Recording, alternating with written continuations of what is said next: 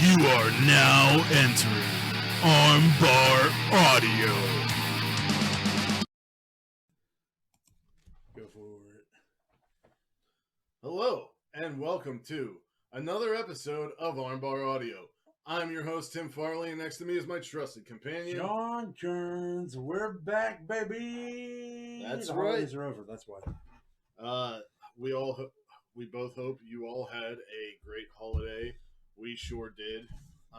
We wish you a prosperous new year. A lot of awesome wrestling has happened over the holiday period, and we hope you enjoyed that, got to see it. Also, if you are a longtime listener or viewer of this show, you may have noticed that there was no end of the year Armbar Audio Awards, and that's because our scopes... We're lazy. No, I'm kidding. Our scopes of the wrestling that we watch has narrowed a bit, and also Just naturally, not for any reasons. yeah, we love AEW, we love GCW. I'm still a Puro and Joshi guy. John watches what he wants to watch, and we felt it would be unfair to some companies and such. And the more we dive into the independent scene, the more we get. There would just be too much. We were doing. Best breakout for this, best male for this, best.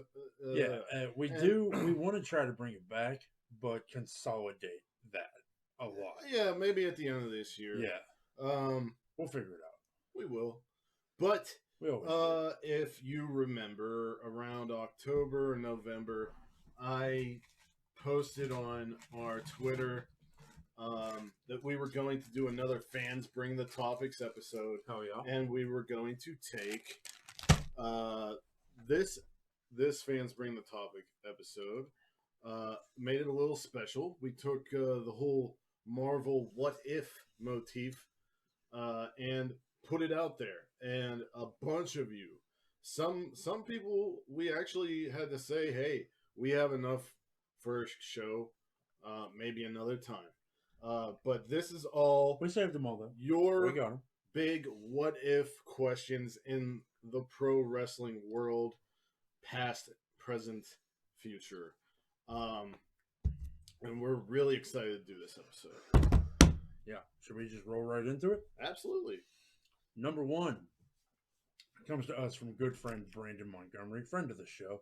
You've seen him on here before. Suplex's blog extraordinaire. What if Ring of Honor re-signed the Elite instead of letting them walk? I think the most glaring thing from this is AEW may not exist. Maybe it would still eventually, especially given like all the stuff that's happened with Sinclair recently. But it would have been longer. It would have taken longer. Right. It's a funny question because my answer is like, in no world, I don't think it would have happened. I think my feeling before AEW was even announced, and I had said it for months on this show and in private, John can attest to it. I said that the Elite need to make their own promotion. But I'll go along with this. If ROH re-signed the Elite,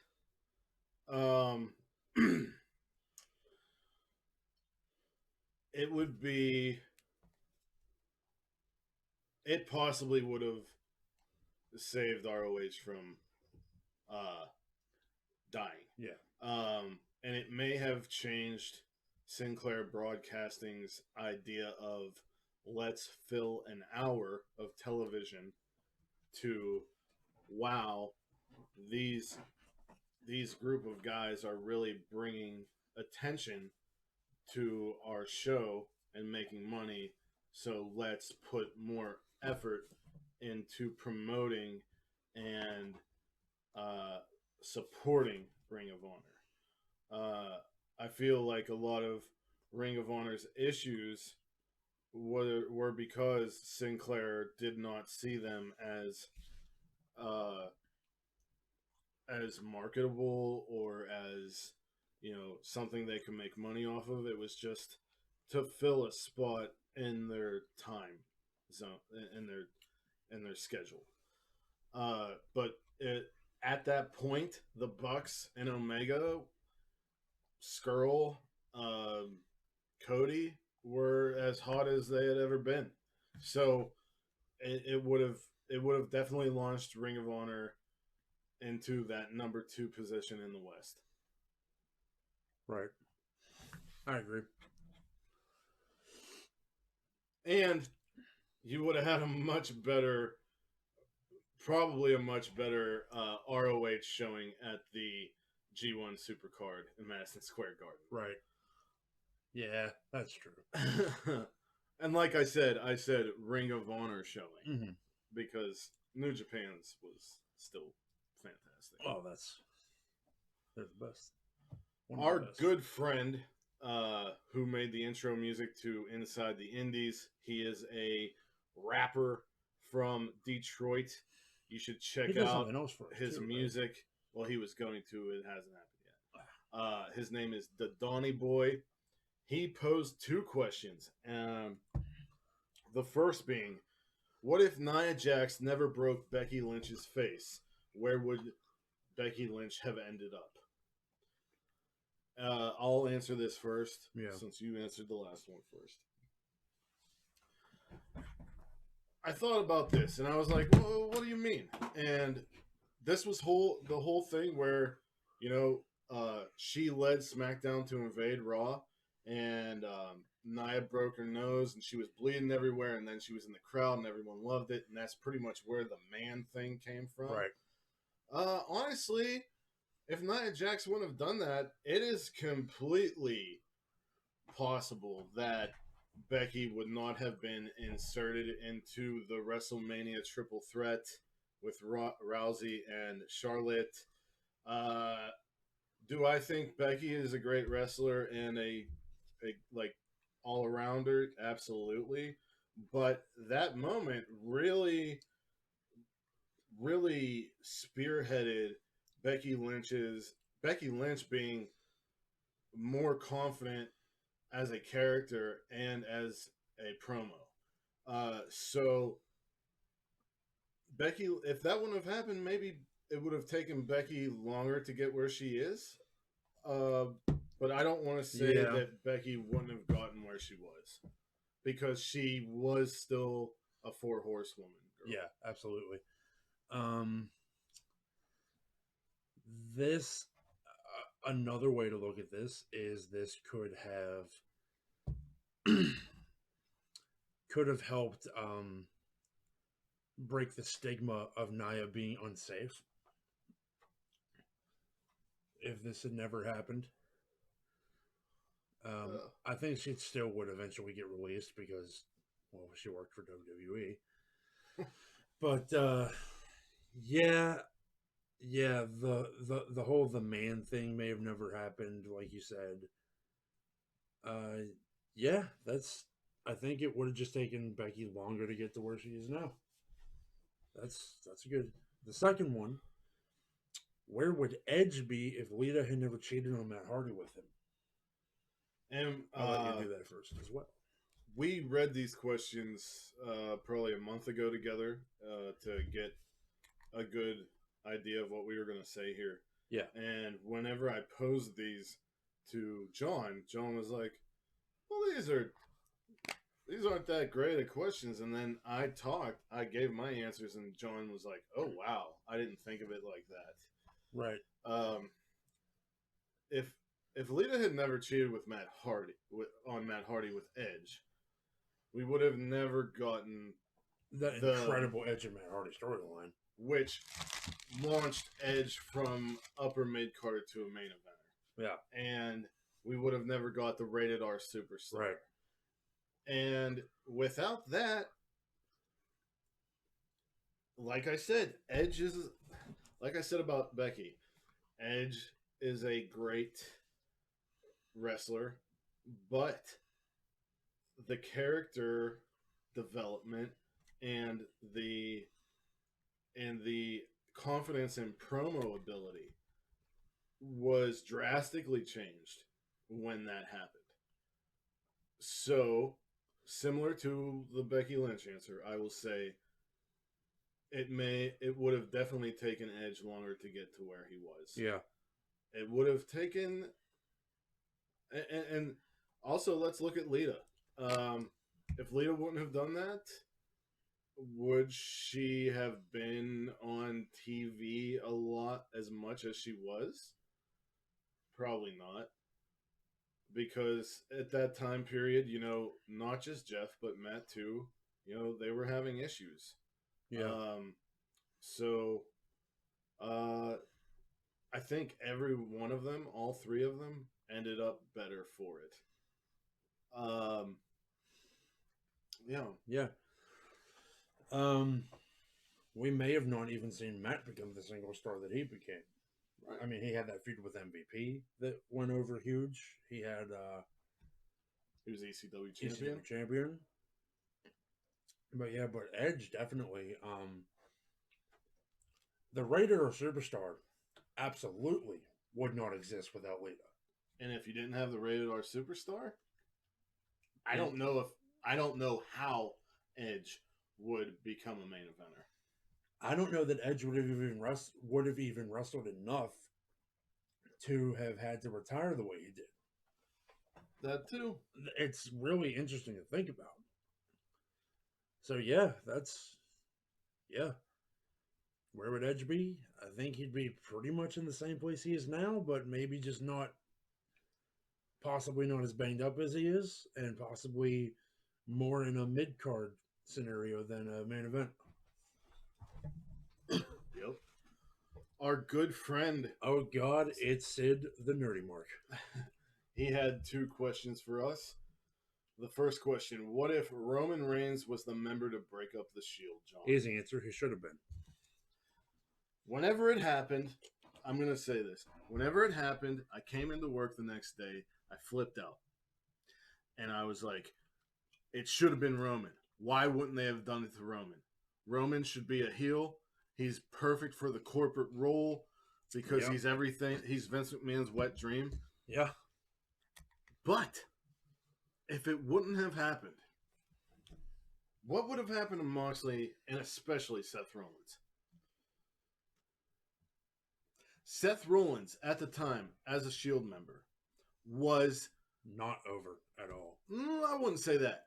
He was a lot of people's favorites, but he was the guy who came in and, he got the hot tag. He jumped around and shit.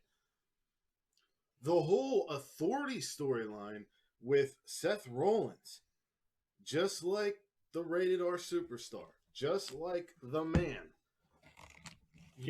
that made Seth Rollins a top tier guy in WWE.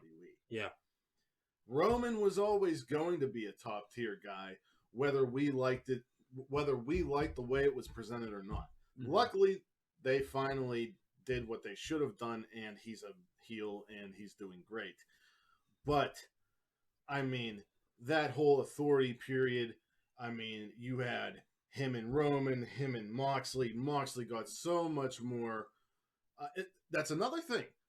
Seth and Moxley had such great chemistry, and Rollins turning heel.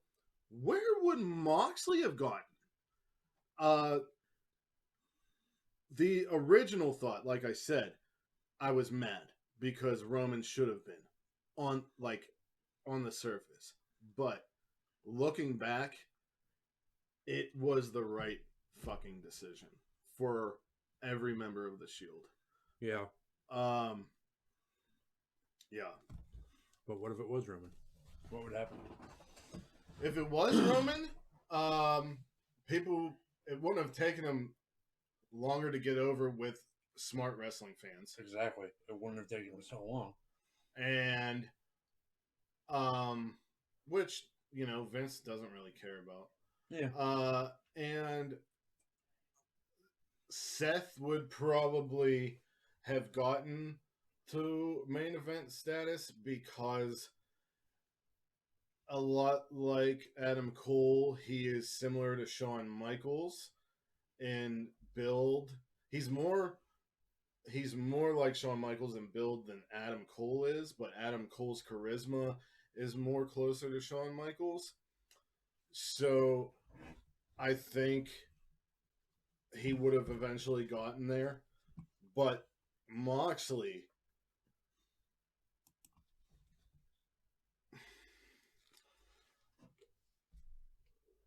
I guess it would have been Moxley and Roman going back and forth. And I don't think at that point Roman could have kept up with Moxley on the mic.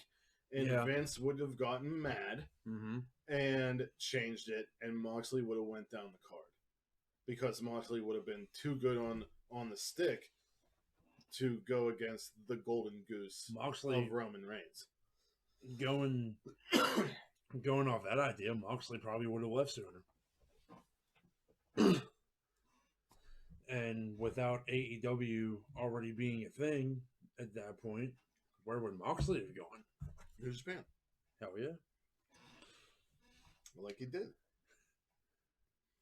Sid's second question, we have, what if the Montreal Screwjob never happened? That's easy. Bret Hart would have vacated the title on Raw and left for WCW. Yeah. Or lost it to Shawn, not in Canada, on Raw, and went to WCW. Probably would have Shawn Michaels probably would have caused less controversy. Probably would have but let's look at it like this, though. Probably would have made Shawn and Bret not hate each other as long as they did. Think about how much money the Montreal Screwjob has garnered over the years. Over the years with documentaries, the fucking Dark Side episode, yeah. The Shawn and Bret DVD. The Shawn and Bret segments that happened just a few years ago now. Oh, that was probably a decade. Was it a decade? It was a while. Must have been. But like, yeah. I mean, I don't know if Shawn. I think it worked out because it kept Bret Hart fans like die hard, and it gave Shawn more heat, and at that point in time, that's all Shawn wanted. He wanted the most heat as possible, and it kept both of them and the WWF/E relevant to a lot of people. Even people who didn't watch it.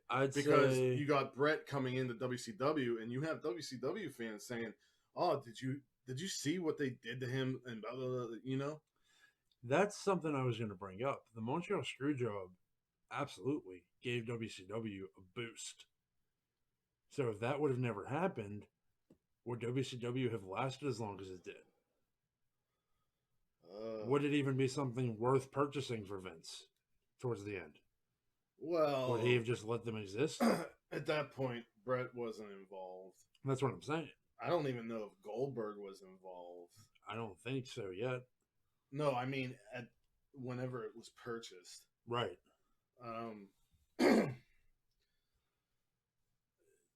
They purchased WCW to help Turner. Yeah. Because they weren't turning a profit. Speaking in Doctor Who terms, I think the purchasing of WCW is a fixed point in time. That won't change. Right. But yeah, I mean, simple answer is he would have just dropped the title the next night and went to WCW. Long answer is it worked out for everyone in the long run. Yeah. All right. Cool. Moving on. Some New Japan stuff. New Japan talk. Good friend. Our number one gal. Another good friend of the show, Jay Wild. Or Miss Doom. Miss Doom. What if House of Torture straight up leaves Bullet Club? Would the Bullet Club go back to full gaijin? Would other teams break away? No. The Bullet Club would not go back to full gaijin. They would keep Yujiro. And if No, not Yujiro. Taiji. No, they would keep Taiji. Is Yujiro in? Yes. Yujiro's in House of Torture. They would keep Taiji Ishimori. Yeah. Which would be the correct move. He was brought in by Tomatonga as the new Bone Soldier. Taiji Ishimori is good as part of Bullet Club. Mm-hmm. So House of Torture takes out Evil, Yo, No or show. Show. I'll never get it right. Huge.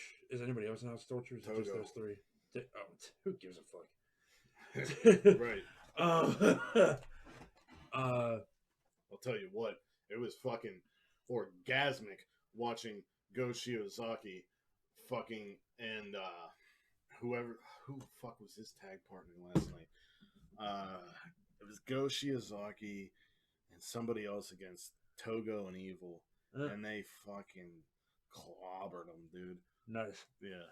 It was Awesome. I was like, can he just come and do this like every time we Every have New to Japan see show? them? Literally. So yeah, House of Torture should at least. I mean, I'm gonna do a little bit of go for it, man. seeing into the future. The only thing I see is them Jay keeping White. Taiji. Jay White lost the Never title to Ishii, and he's sore about it. Ishii lost the Never title to Evil.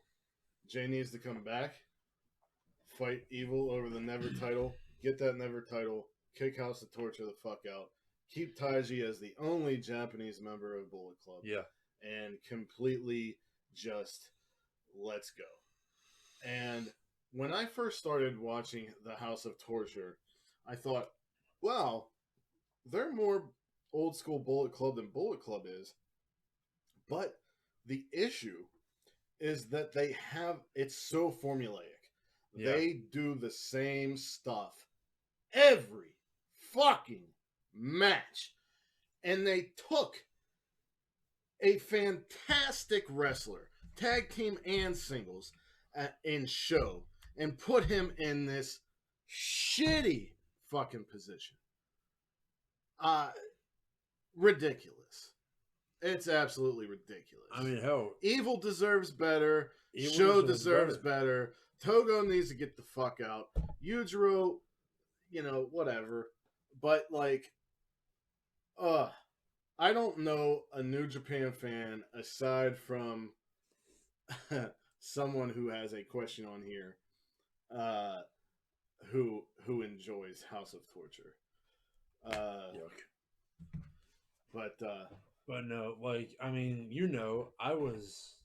and I think she means, would other people from other factions break away into the House of Torture? Not if they knew it was good for them.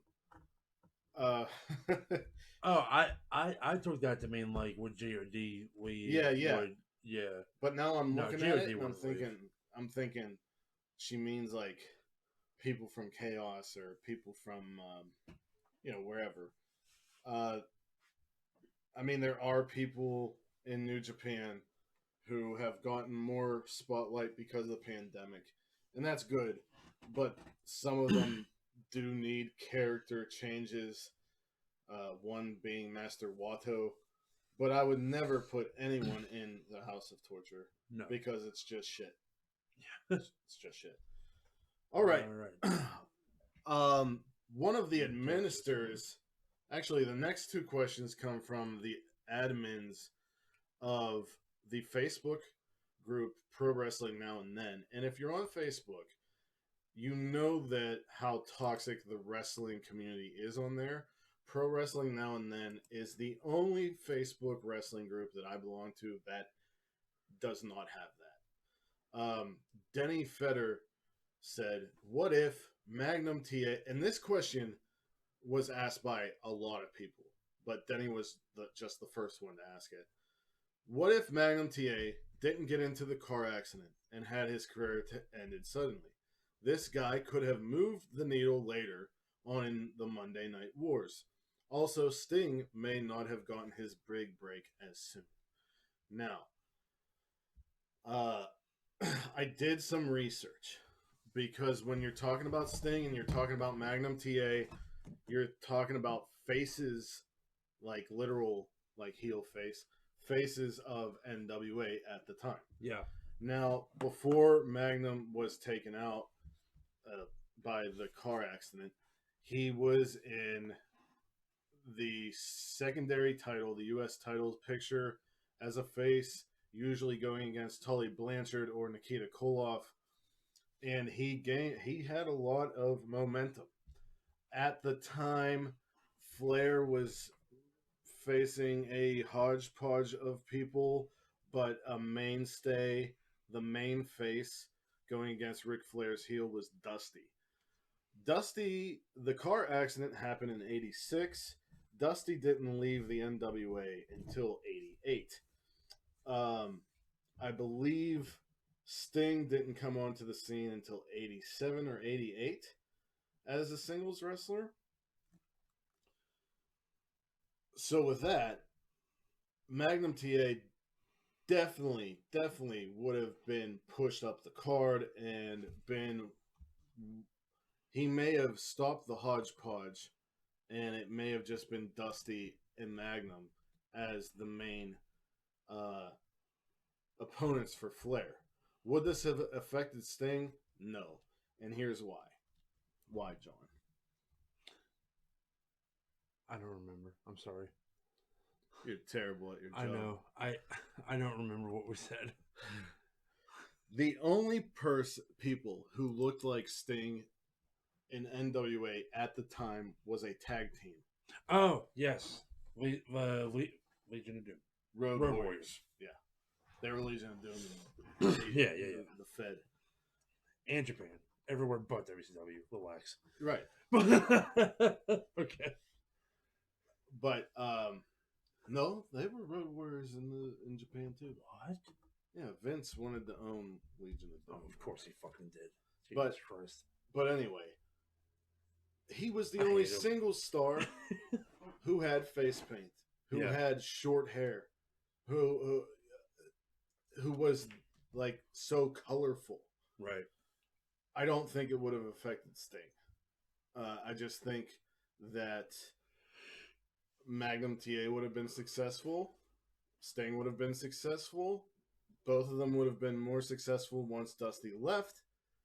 And Rick's hodgepodge of opponents may have been lessened because of both of them.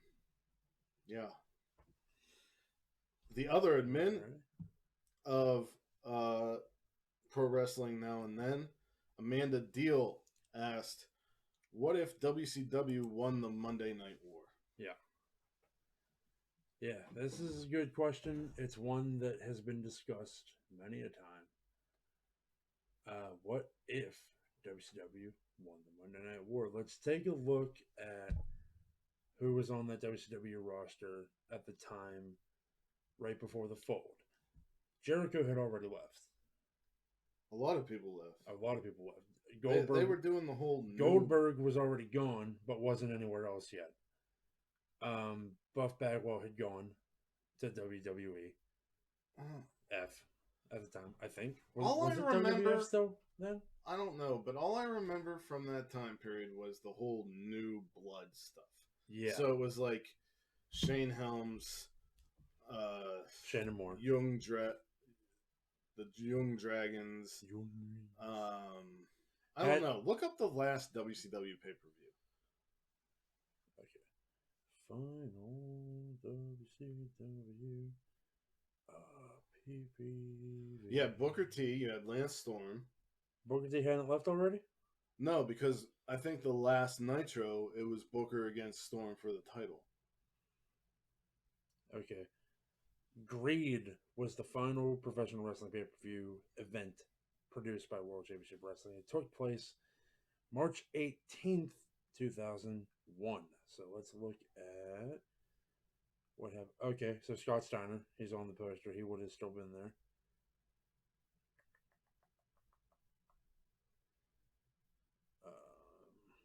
Results. Okay, Jason Jett and Kwee. Don't remember that. Elix Skipper. That's a name I forgot about. He would probably still be wrestling. He'd probably still be wrestling. You had the Filthy Animals, Billy Kidman, Rey Mysterio Jr., and Conan. So Rey Mysterio would not have been delegated to a safer move set. Right, exactly. Kidman would probably still be wrestling. Sean Stasiak, Bam Bam Bigelow. Or wrestled longer than he did. Lance Storm and Mike Awesome. Oh. Hugh Morris. Yeah. Conan. Yeah. Shane Holmes, Charlie Guerrero Jr. Sean Heron, Chuck Palumbo. Chuck Palumbo. So Chuck Palumbo wouldn't have had to do that massively offensive gay storyline with Billy Gunn.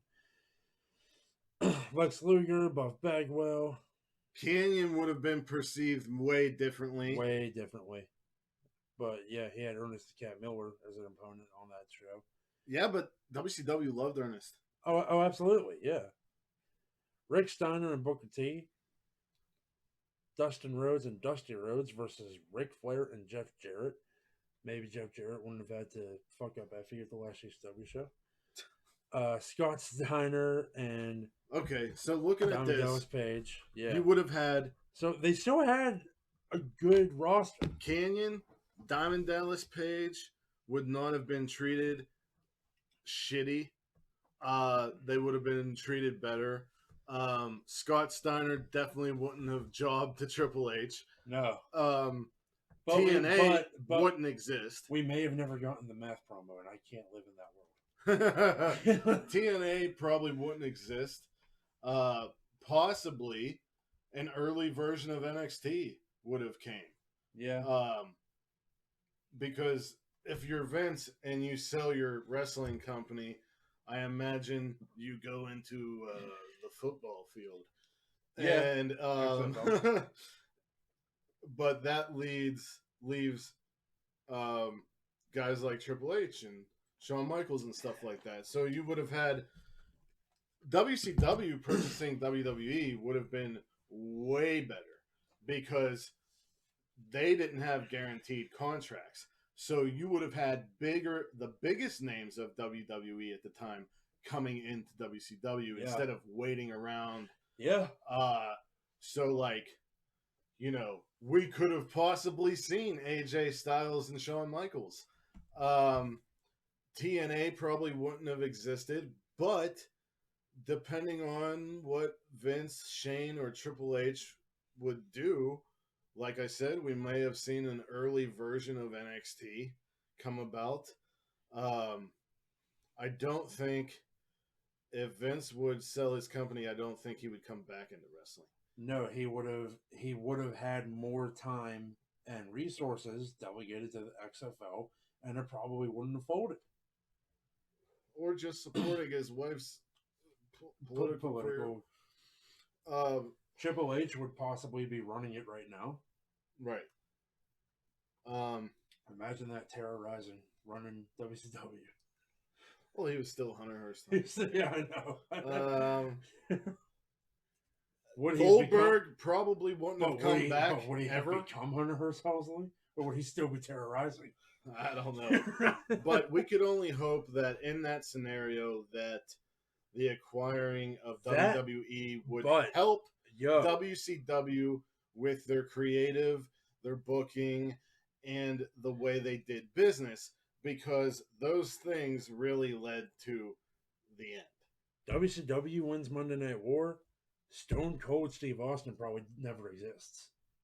Oh, no, he still existed. How? He came out, the promo was cut in 96.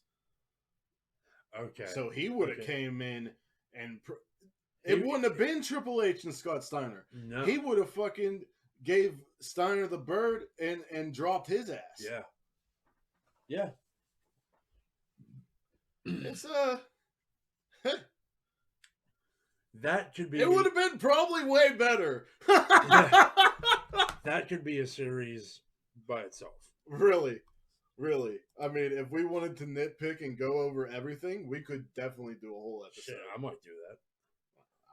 I think there's a lot of interest Based on that might be a lot of the questions we got. That might be my fantasy card.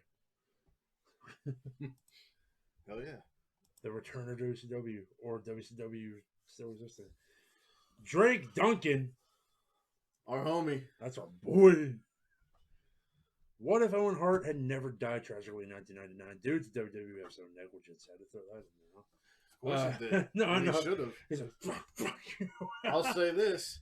I don't know if he ever would have won a world title, but he would have probably been...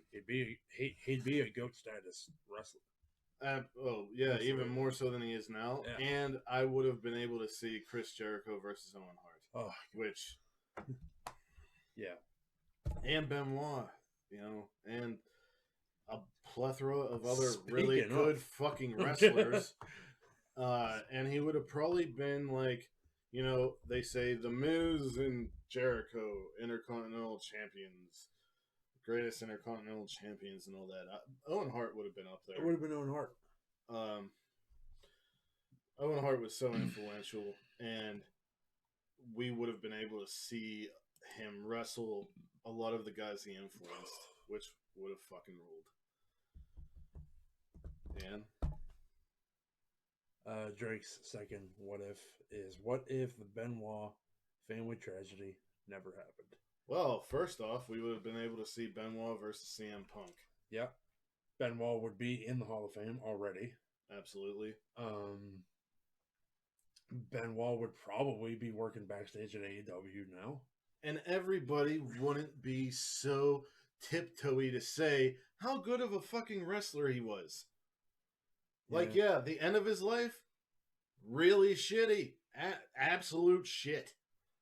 But that does not take away the time of my life that I watched him wrestle and thought he was fucking phenomenal. Because he was.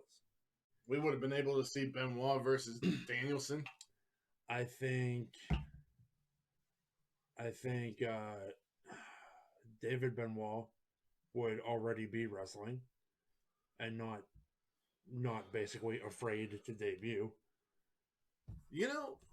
I think that eventually Benoit would have left WWE and probably did some work in Japan and worked in Ring of Honor. I could see him as an early Ring of Honor guy.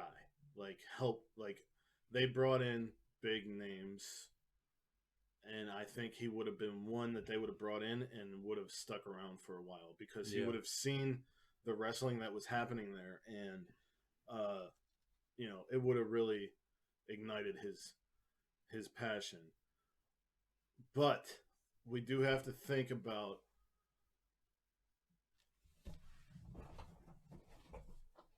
Eddie.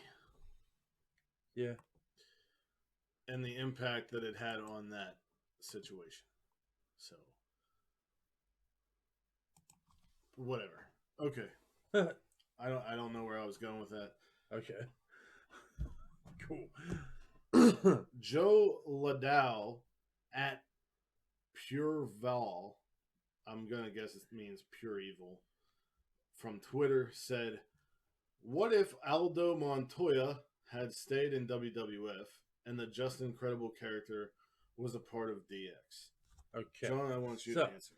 Yeah, because this is the one that I did the research on. Just Incredible, I for a long time had I guess you would say it's a Mandela effect thing, that Just Incredible was part of DX. But not the case. He actually was not. He was, however, part of a tag team with X-Pac called, I want to say X Factor, but I don't remember right now. I'd have to look it up. I think you're right, because when we talked about it, I think that's what you said. Yeah. But that was after ECW. That was after ECW. So if Aldo Montoya had stayed in WWF, he'd probably just still be Aldo Montoya. He probably wouldn't have been just Incredible. That was my point. Yeah. Just Incredible's Just character Incredible came out of going to ECW and being around Paul Heyman. Absolutely. And all of those guys who had a chip on their shoulder. And the Just Incredible character is absolutely a chip on the shoulder type of character. So I don't think that would have happened. Yeah. At all. If he would have stayed in WWE, he would have probably been low mid-card or mid-card status. Of course, Aldo Montoya would have been thrown out the window like the Sultan was for Rikishi. Yeah. And he would have gotten a different gimmick. And then maybe it would have been near Just Incredible, but it wouldn't have been Just Incredible. He was an 8-time hardcore champion in WWE. So well, it tells you what they thought of him. It tells you what they thought of him. He was one of those hardcore guys. Well, you can say that tells you what they thought of him, but Kane was a hardcore champion. Yeah, but Kane was one of those guys where they threw him wherever. You know what? And it didn't affect him because he was fucking Kane. He was his brother. He was Undertaker's brother. He was huge. He had a cool ass mask. And most underrated big man in history, in my opinion. Yeah. Aldo Montoya, especially for the ones that worked for WWE. Oh yeah. Aldo Montoya. I just like saying it. I never even knew that character. I've always it was before Incredible. He probably wrestled as Aldo Montoya when you were watching WCW. Yeah, I guarantee he did. Or it happened before you were watching. Alive. Yeah. No, it was like during that whole where Bret and Shawn were the main two. It's called the New Generation. I wasn't there at that time. Yeah. I was. It's all right. I missed most of Ruthless Aggression. Thank God for the old WWE Network where I was able to see most of it. Fucking A. Peacock sucks. We're going to have a segment on every show where we bitch about Peacock. Yeah. I was still on TNT when that was all going on. Right. Yeah. So, Just Incredible. Probably. If he had joined DX, he probably wouldn't have been Just Incredible. He would have been somebody else, and he would have been. He probably would still be friends with X-Pac. I mean, they still aren't. If he did singles matches, he would do singles matches. They tried to push Billy Gunn in that King of the Ring. Yeah. Just Incredible wouldn't have been there. He might still be wrestling today too. He's another one that might still be wrestling. Yeah. Working those indies, working GCW and all that. So let's get probably fucking doing death matches in GCW. Dude, that would have hardcore champ, Just Incredible. Dude, if he watched GCW and was like, I need to get back in shape. If he lost 40 pounds and then showed up one day, I would have lose my mind. Yeah, because I was a Just Incredible fan. I liked Just Incredible. I liked X-Pac. I liked Albert. Yeah, I liked. Yeah, wasn't he in the ECW? Wasn't he a tag team with Lance Storm? I believe. I want to say yeah, because the other group was Shane Douglas, Bam Bam, and Chris Candido. Yeah, that shit rolled. Dude, Shane Douglas, I miss that fucking guy. At Slick 2099 asks, What if Vince McMahon was found guilty at the steroid trial and went to jail? How would WWE be different? It wouldn't be. It wouldn't be. I believe I listened to one of the times I listened to Bruce Pritchard's podcast. They talked about that, and Vince had things set up with Bruce and other people to where he would still kind of be controlling what was going on. So the only thing that would have happened is maybe WCW would have won the Monday Night War.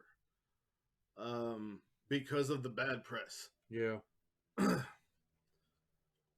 Or the bad press would push Vince even more into competition mode, and he'd be screaming through the phone at Bruce and Linda that this is supposed to happen, etc., etc. I recently listened to Chris Jericho's podcast on the steroid trial. It's really interesting stuff. Mm. Like, insanely. I never knew anything about it. All I knew knew that it was happened. like the Phil I didn't know Donahue details. segment, Right. where Meltzer pretty much served McMahon shit on a plate, and Vince kind of had to eat it, but refused to. It was like that part in Anchorman where Ron Burgundy goes back to the restaurant, and Fred Armisen's character is like, "You eat the cat poo. You eat the cat poo. Yeah. I will not. I will not eat the cat shit." Mm-hmm. Yeah. So yeah, man. Found guilty of the steroid trial. Maybe the steroid epidemic wouldn't have been as bad as it was. Yeah, maybe less wrestlers from that time period wouldn't have died so early. Yeah, it could have been better for the wrestling world if he was found guilty. It could have made him change his ways. Who knows? Yep. Good buddy of mine. Good buddy of yours too. Nah, you don't count. Okay. Setters Nick on Twitter, who I assume is Nick Setters. Somebody else took that name. Fucking prick. Now I have to be Nick _ Setters. Okay. No, I have to be Setters Nick. What if the Forbidden Door never happened? Well, I'd be sad. Yeah, there's the answer. I think the Forbidden Door was a necessary thing to happen, especially during the pandemic. It was necessary to make people take AEW seriously, for sure. I'd go that far. Not people that were already watching, people that like refused to watch. Right. Like, if the Forbidden Door never happened, I don't know if Moxley would have signed with AEW. Yeah, that's fair. Because he was the New Japan U.S. champion. Yeah, he would have had to vacate the title in that. I mean, the Forbidden Door is basically spearheaded by three men, and that's Tony Khan, Kenny Omega, and Jon Moxley. Yep. So if the Forbidden Door wouldn't have happened, we wouldn't have had Omega Belt Collector. We wouldn't have had Moxley going literally wherever he wanted and wrecking shit. We wouldn't. Excuse me. We wouldn't have gotten Kenta in AEW. Right. We wouldn't have gotten Ishii in AEW. And New Japan Strong wouldn't have gotten a huge boost because Kenta and Moxley wouldn't have happened there. We probably wouldn't have seen GCW involvement in AEW. Back and forth. We wouldn't have gotten Jon Moxley entering Double or Nothing with the GCW hoodie, which was such a cool fucking moment. Absolutely. Especially going on Twitter the next day and finding out that it was stolen from AJ Gray. If the Forbidden Door wouldn't have happened, I think AEW would still be okay. New Japan of America and Impact would have been hurt the most. Impact would have been hurt. Impact, full stop, would have been hurt the most. And it would have been really lame to see the US title just be vacated. Or all Moxley not coming to AEW. Or all that build and banter on social media be for nothing. Because right now, if you follow Meltzer, it is glaringly apparent how important Moxley and Omega were to viewership. Yeah. So yeah, Yeah. That's where I am with it. Okay. Eric Brown at Neo Reality Ent Probably asks, entertainment. asks, what if Owen Hart did not break Steve Austin's neck? Steve Austin was known as a very good technical wrestler. And after his neck was broken, he had to change his wrestling style to the brawler that he became. Yeah. He still would have been Stone Cold Steve Austin, but that aspect of the character wouldn't have been there. And how much of that part of the character mattered to Stone Cold Steve Austin? I'd say a whole fucking lot. Yeah. Because during the Attitude Era, it was not about work rate. It was about... It didn't matter if you came in as a good technical wrestler. The ringmaster was shit.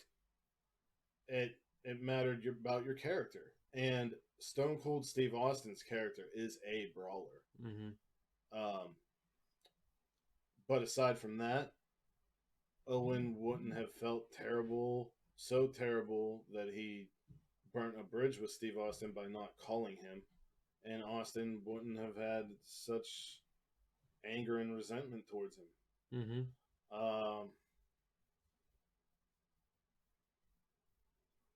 Yeah, I think that's about all I have to say about that.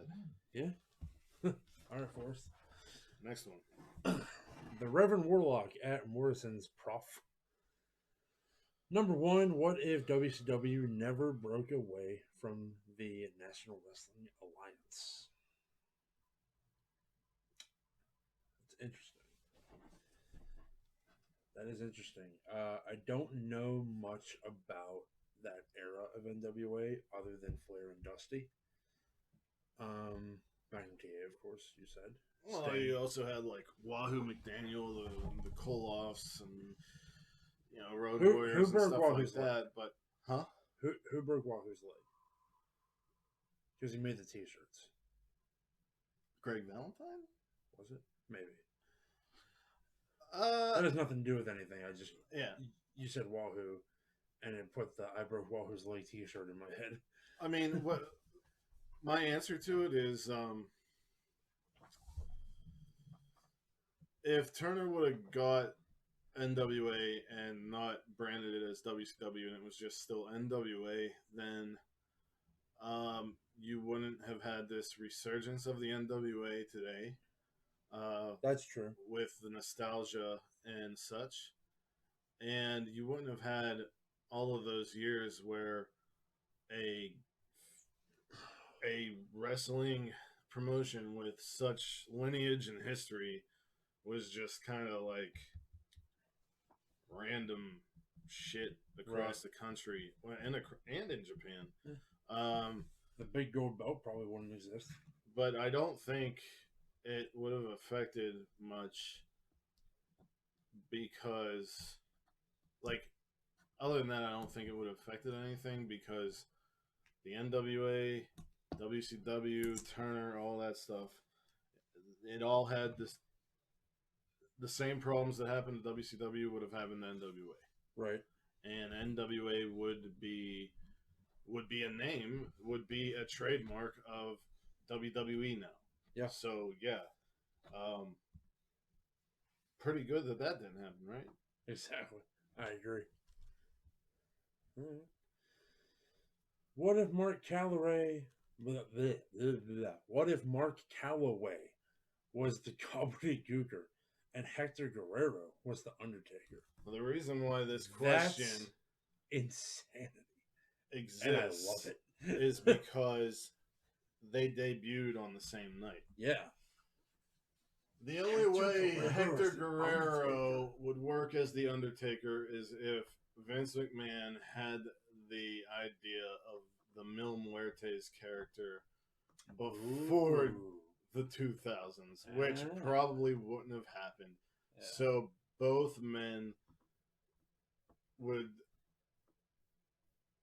I mean, Hector still wouldn't have gotten over, but Mark wouldn't have gotten over it all. No, fuck no. So we would not have the Undertaker. How in the hell are you going to stop that turkey?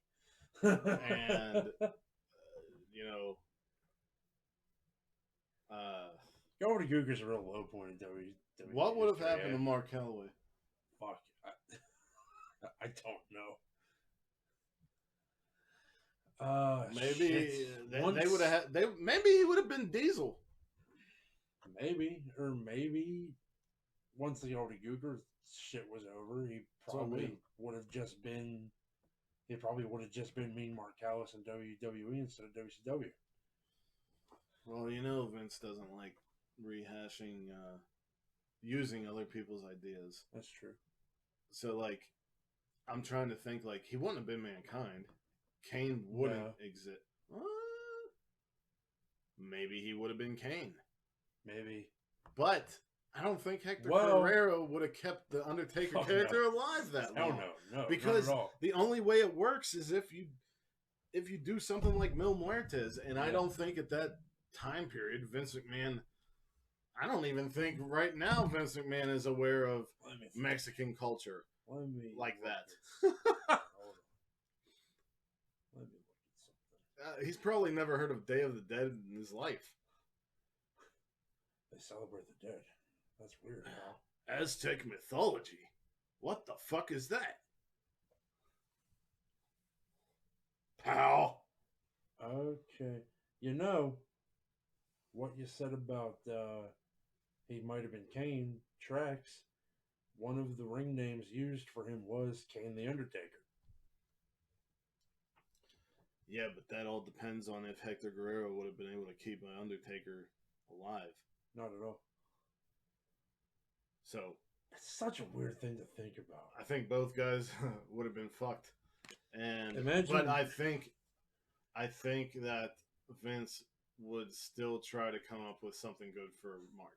Imagine the Undertaker doing Spanish commentary for Impact Wrestling. Get the fuck out of here. That's the only thing I remember Hector Guerrero doing. Right. Because I remember watching TNA one day and them showing the Spanish announce table, me thinking I've seen a fucking ghost. Because him and Eddie are identical to each other. It's weird to look at. Especially young Eddie. Yeah. Where he had like the thick stash and the mullet. Yeah. All right, Matthew Lopez at Matthew669 691. First name, bunch of numbers. Well, we know what's on his mind with all those sixes and nines, dude. Oh, baby. What if Bret Hart did not leave WWF in '97? Interesting. I'll let you handle that because you know more about it. Okay. I mean, what am I gonna say? I think, well, number one, Bret Hart wouldn't have. Number one, I would have never seen him.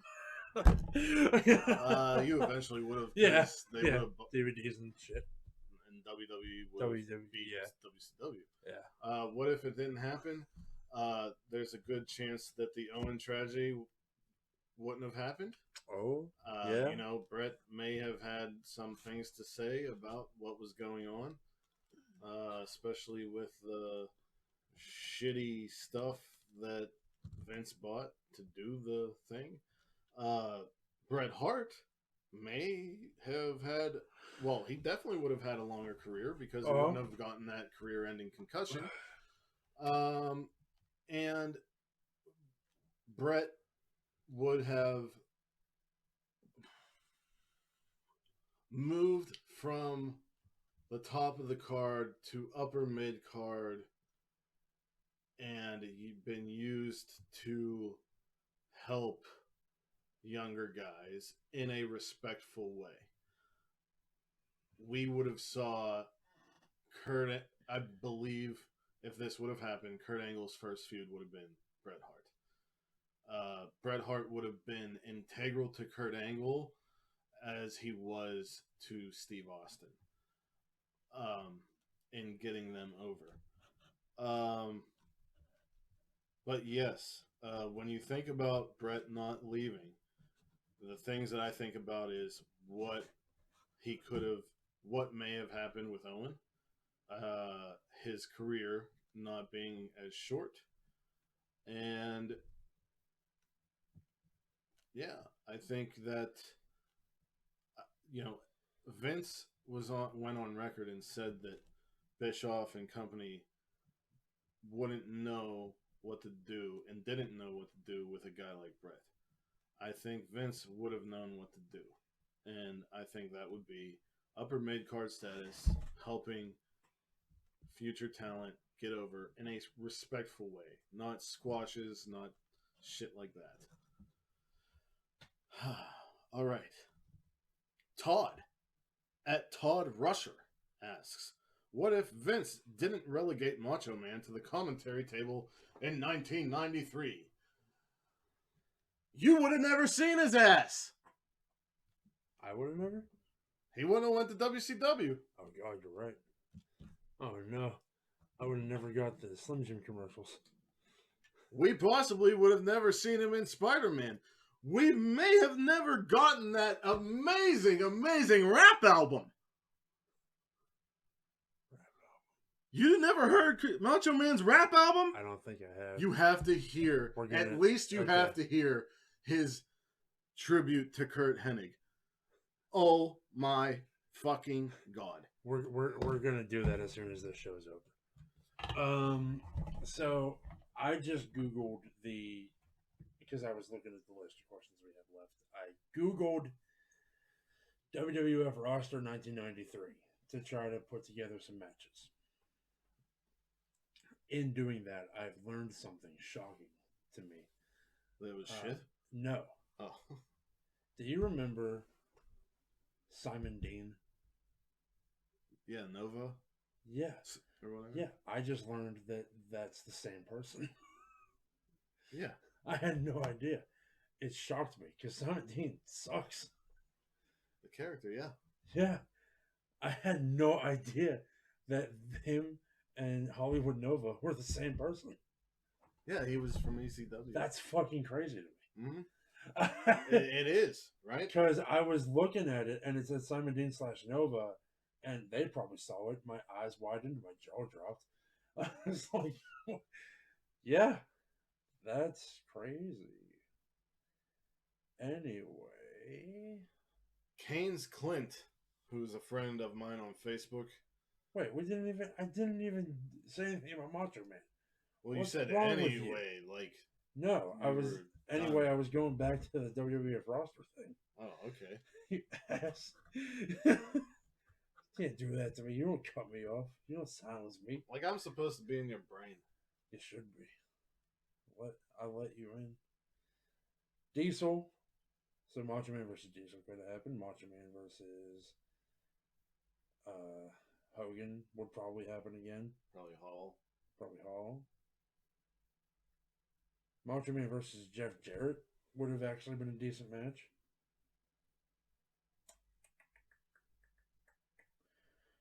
Owen Hart, Macho Man versus Owen Hart would have been money.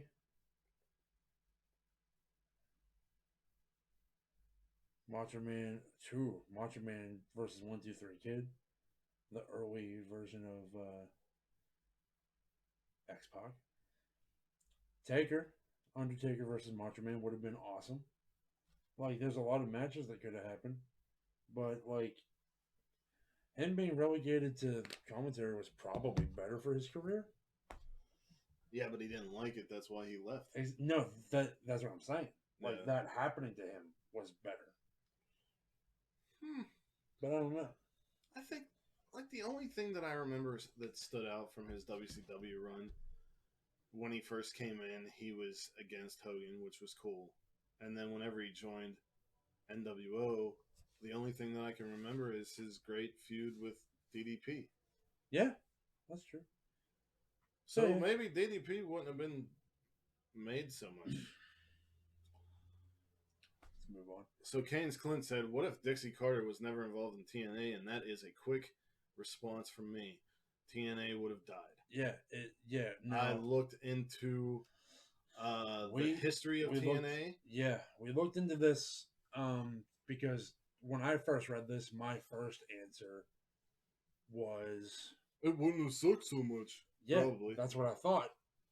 Yeah, that's exactly. But what I said. literally, like, But goddamn, it wouldn't still exist TNA given the research. so early on, and I mean like months within its inception, was already on the brink of bankruptcy Yeah. and collapse. Yeah. And luckily, Panda Energy, Jeff Jarrett had another person working with him, and they knew someone, and Panda Energy came in. So, and Panda Energy only came in because Dixie was a fan of wrestling. So, put simply, it would not have existed for more than months. Life is weird at Moog Thulu. Yeah, I'm about to meet that dude. Yep. And enjoy wrestle. Yeah. What if... Better show up. He has 2 questions, and they're pretty great. Yeah. What if ECW managed to gain the finances and stability to buy WCW first and steadily go up against WWE?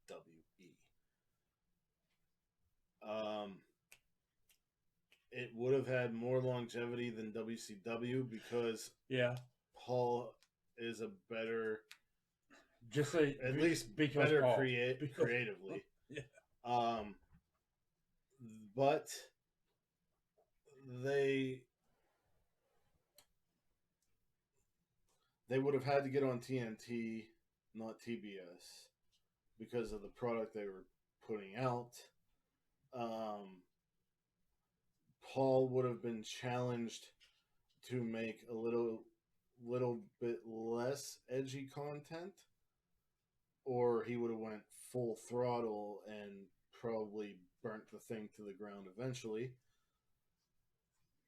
But he would have had a bigger talent pool to use, and that would have changed what ECW was in the first place. Yeah. ECW was a ragtag group of guys that the bigger promotions didn't see anything in, and Paul made them into household names. So, and if ECW would have lasted longer, ECW would have given a better run against WWE in the Monday Night Wars because of the creative force of Paul Heyman, and there would have been more money behind him, so he wouldn't have, shit the bed there. Yeah. And some lady just walked through the room and said something that I was thinking.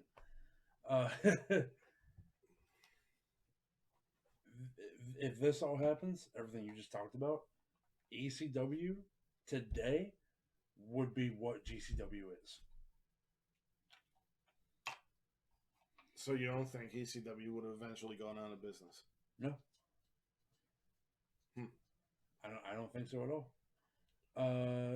Everything was so competitive then, though. That is true. And things...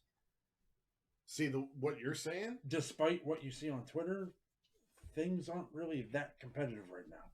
What you're saying... With companies, I mean. Yeah. What you're saying, though, going off what you said, I think that...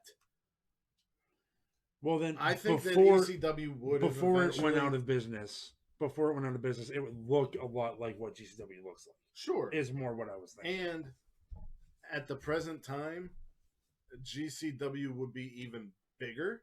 Yeah. And also it would have a lot more competition to be who they are. Because ECW would have, as influential as ECW is. Yeah.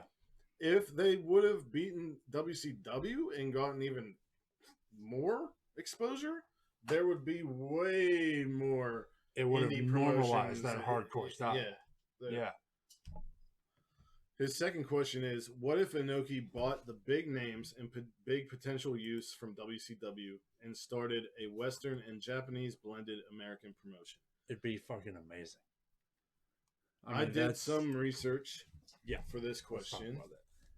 And the big difference between Western promoters and Antonio Inoki is that, well, one of the big things was Vince McMahon or Ted Turner, Eric Bischoff, whatever, they got celebrities, athletes, boxers, MMA fighters. We see it today. We see it with Bad Bunny. We see it with Yeah, the big British Tyson Fury. Tyson Fury. We've seen it with A go-go. yeah, all kinds of people. The fucking American Top Team people. They bring them into the wrestling world, get them ready, and have them wrestle. Antonio Inoki did it the other way. He would send wrestlers with no experience into MMA situations like Jushin Thunder Liger and Yuji Nagata, Yeah. and they got completely annihilated in seconds. Antonio Inoki was always looking to legitimize professional wrestling, to make professional wrestling the entire New Japan idea of King of Sports. That was his thing, but he did it in a way that just backfired on him almost every fucking time. Second of all, Antonio Inoki booked himself, and you can go to Cage Match and look this up. His win percentage is higher than Hulk Hogan. It's higher than Flair. It's like the highest win percentage in wrestling history. It can't be higher than Kevin Nash. And he higher than Cody. And if he made a Western and Japanese promotion in America, nobody aside from tape traders during that time would have gave 1 ounce of a fuck of how many times Inoki was champion of that promotion. As much as Inoki was great and a legend, etc., when it came to the things that I just talked about,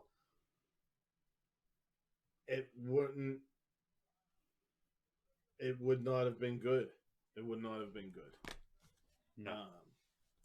We would say things like, wow, remember when AJ Styles came onto the scene? He was in that blah, blah, blah promotion with Inoki, and he had great matches against some of the Japanese wrestlers at that time. But, that eventually happened anyway. Yeah. So That's fair. I don't think it would have worked. I think it would have been cool for a while, but I was a kid during that time period. Yeah, I wasn't even a teenager. I think I was like 12 or 13 whenever WCW was bought. I wouldn't have given a shit about how many times Inoki won the title of that promotion. Yeah, and I wouldn't have. Whatever. I mean, friend of the show, John Bilevich, asks, what if Vince never closed WCW and ran it as a separate entity? Well, John, we saw him do that with ECW, and how did you feel about that? My first thought was it might have been NXT. But then I thought about WWE CW. Not good. Yeah, it's better the way it went. Right. 2. Vince. What if Vince didn't sign all the indie talent? Would the indie world have been flooded with talent? Oh, yeah. So if guys like Tyler Black, Johnny Gargano, Cesaro, Adam Cole, Hero, all them guys, if they pretty much all those NXT, maybe people. Even Bryan Danielson, he's talking about here, maybe even, and you could even say Punk, you can absolutely say Punk. Would the indie world have been flooded with talent? Meaning, if they wouldn't have moved on to WWE, would we be seeing all these other new people? Yes, because WWE is not the only place in town. Even before AEW existed, you had Impact, you had Ring of Honor, you have Japan, you have Mexico, you have other indie a lot of places. A lot of those guys could have made Impact more popular than it is. Now, would some of today's bigger names in the indie world be as big as they are? Maybe not, but everything evolves. Everyone moves forward. Yeah. So, yeah. Yeah. And our last two questions come from Dr. Michael Jargo. Jargski. He has a couple podcasts, but New Japan Pro Wrestling Podcast Destino And Hitting the Marks. This Marks. Good stuff. He asked, these are our last two questions. What if Marty Scurll defeats Matt Taven in the Garden? Where does ROH fit inside of current pro wrestling climate? Well, I think more people who attended that show and watched it would have been happier. I think that he would have been more protected during the speaking out movement. Yeah.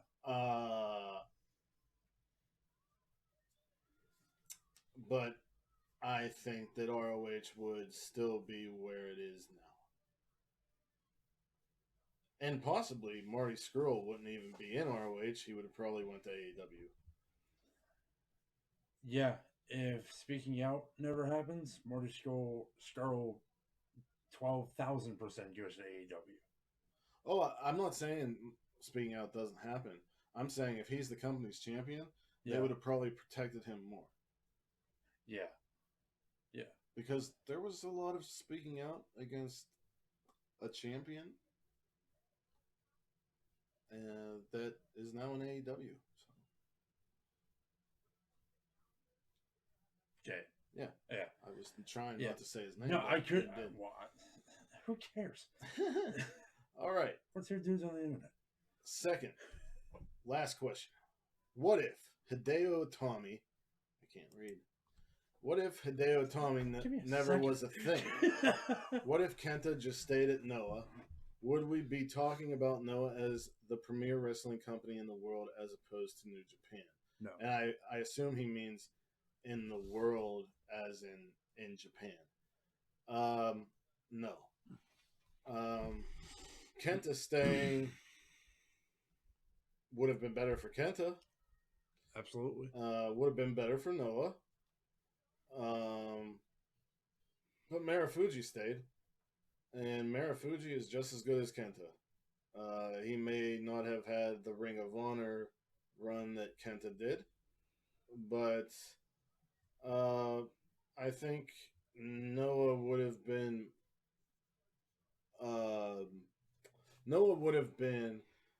more competition for New Japan for a longer period of time. Right now, we're seeing guys like Keno, Nakajima, Shiozaki, Kiyomiya, Hayata, and others taking...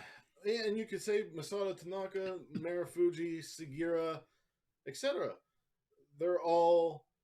They have all worked really hard to bring Noah as high as it is right now.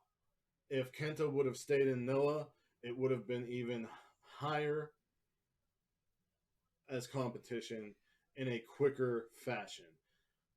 But I don't think we would be saying, you can't deny Nakamura. You can't deny Kenny Omega. You can't deny Okada. You can't deny Tanahashi. So, no. New Japan would have still been the number one promotion in Japan, but we definitely would be talking about Noah more. Yeah. Oh, absolutely. New Japan versus Noah probably would have happened way sooner. Exactly. Mm-hmm.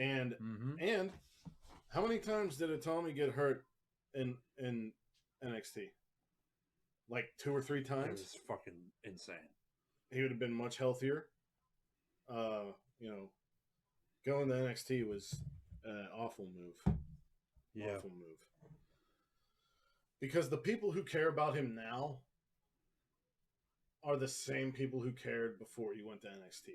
Exactly. Nobody who watched NXT and didn't know who he was cares about what he's doing now. Yeah. People that were already fans of him stayed fans, even in NXT. Like, he didn't gain anything by going there. Not at all. His fan base is still loyal, He might have but gained they were already friends. there. He gained friends, but yeah. Oh, for sure. Yeah, for sure. So, let's talk about some things. This is our first episode back, 2022, new year. Oh my god. We are going to be we're working on getting interviews for this year. Yeah. We're going to be bringing back why you should be watching. We have a new idea for a segment. Yeah. Booker Man will be coming back full force. We got Sid doing a AEW Trios title thing. And we have to get to John's card, which was originally GCW versus AEW, but now he's thinking from this show if WCW won the Monday Night War. So, it's not like we've just been sitting around. We have been talking about what we're going to be doing this year. And Inside the Indies will come back. And I do have another show that I'm definitely going to be doing now because I'm definitely making more time for Stardom this year. It's called Strong Stylings. You may have heard me talk about it here and there, but it's going to be... We had it as a segment in an episode not too long ago. Right. It's based on just the Bushi Road companies like Stardom and New Japan, but I'll probably be throwing in other Puro or Joshi. And with that, wherever you are in the world, whether it's morning, noon, or night, you have a great one. And peace and love to all of you. Bang! That felt good. Haven't done that in a while. Let's get the hell out of here.